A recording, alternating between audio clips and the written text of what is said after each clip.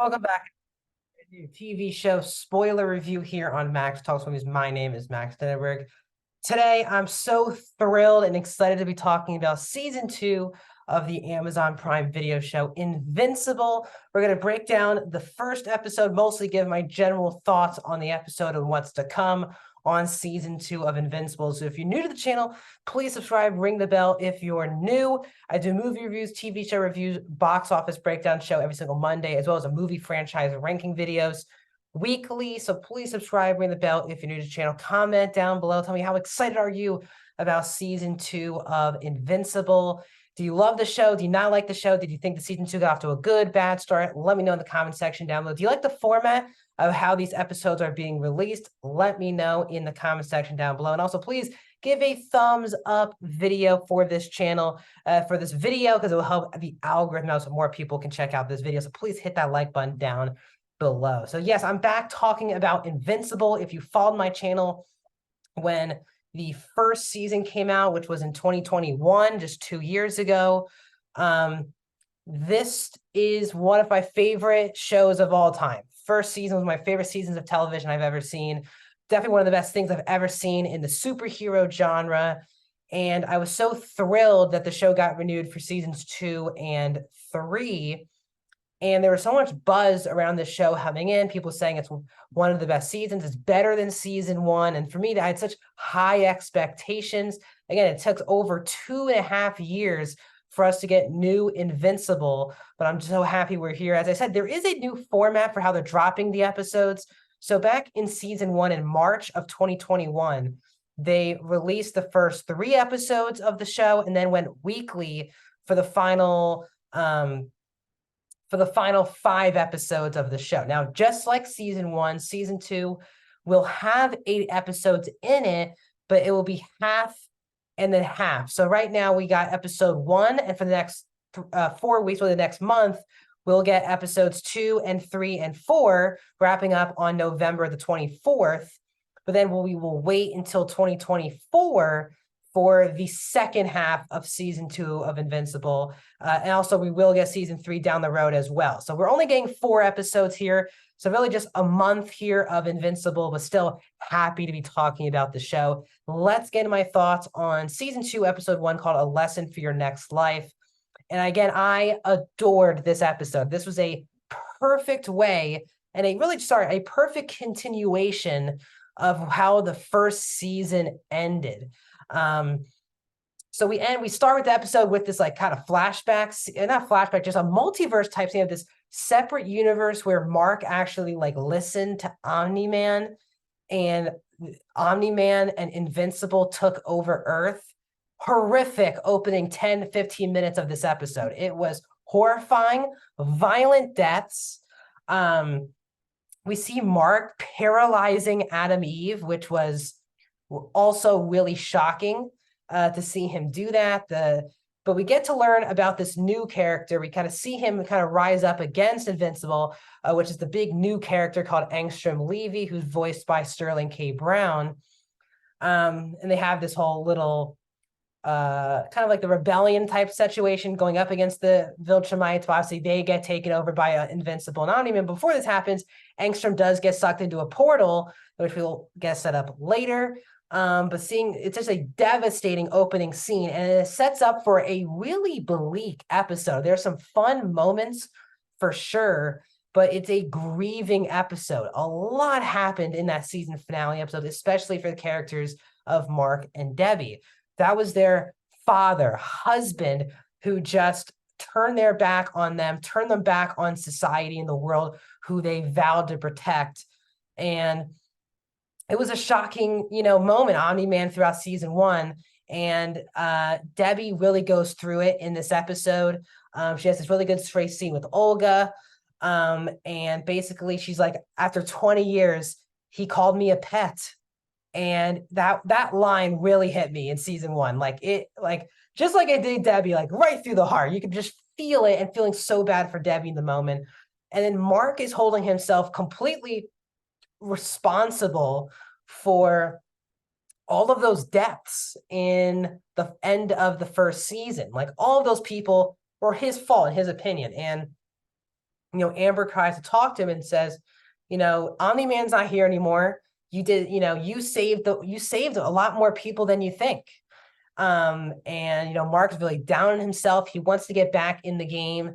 And Cecil's like, we're not doing this. Like, you need to get your head straight, get your mom and you back on track, enjoy school, go to college with your girlfriend, and this and that. And he kind of slams the table because obviously Cecil's worried that this is the next Omni-Man, that Mark is not a part of the team in the beginning of this season, and you can tell it's just like Omni-Man was not a part of the Guardians of the Globe in season 1. And they don't want basically Mark to turn into Omni-Man. And the question of this episode that Mark continues to pose on himself, which he talks to Amber, Adam Eve with later, sorry, not Amber, Adam Eve later in the episode with, which is it just inevitable, even without him knowing, that he'll turn into his dad? And he doesn't want that. Even though he'll outlive all of these people, he still cares about them. And it's really touching how much he does care about his definitely his friend group. We did not see Andrew Rannells' character in this episode, which I found, I don't know if Andrew Rannells will continue as William or not, but Amber was obviously there, and Adam Eve was there for him this episode. But then we have the Guardians of the Globe element of the episode, which is that Rudy or Robot is failing as this leader of the Guardians of the Globe, and you have they're just kind of all over the place. They're fighting people, but there's a lot more death than there probably need to be. So then Cecil brings in Immortal now to run the team, and you also now have a new character, Bulletproof, voiced by Jay Farrow, has a really good back and forth scene with Jason Mantzoukas' Rexplode in this episode. So now you have Immortal running the Guardians of the Globe now in this season, which would be really interesting. And he is not like obviously Invincible, because he doesn't trust that he will stay on the good side. We also get this whole element of our version of Angstrom. Again, Sterling came around recruiting the Mauler twins to build this machine to basically have all of these versions of Angstrom, because again, he's a multiverse user. He goes into different universes, and he wants to say in this one, because this is the universe where the Viltrumites have not taken over Earth yet. Mark chose not to go with Omni-Man.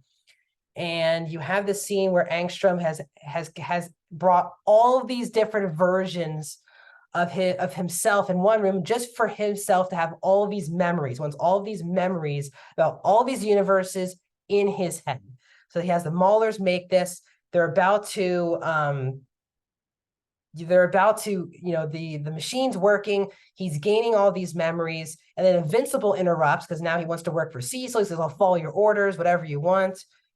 And then we get the scene where Invincible's fighting all the Mauler twins, all the versions of the Mauler twins, and Angstrom is even like, we don't need to kill Invincible. There's nothing to do. Invincible didn't do anything wrong right now. And also the Mauler twins are very rude, and they're like, we just want to, we'll kill him. Don't worry. And he's like, I don't want, for the greater good, don't kill him.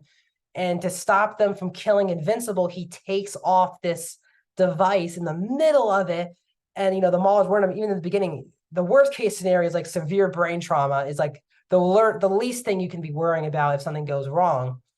And so you have this whole scene, everything blows up. And of course, Mark blames himself again. And, Rex says, again, you can't take the blame for everything. This wasn't your fault. You didn't build the machine. You didn't choose for it to explode. A lot of things can just sometimes be out of your, control, which I found to be really good that Rexplode was actually the person who did that. And Cecil's like, I can't believe I'm believing, Rexplode. But it just left, Mark was pretty sad this whole episode. I really enjoyed the direction they took his character in the beginning of this episode, and Debbie as well. But yeah, as always, we also in this episode, Mark and Amber both get into the same college. Very cute scene. It was really the polar opposite of No Way Home, where, No Way Home, Ned, Peter, and MJ all get their same acceptance, same college letters at the same time. They all three don't get in, and now this time both Amber and Mark get in. So Mark at least knows he does have a future out of the suit with his girlfriend, in college, which is what he wants, obviously, which is really great.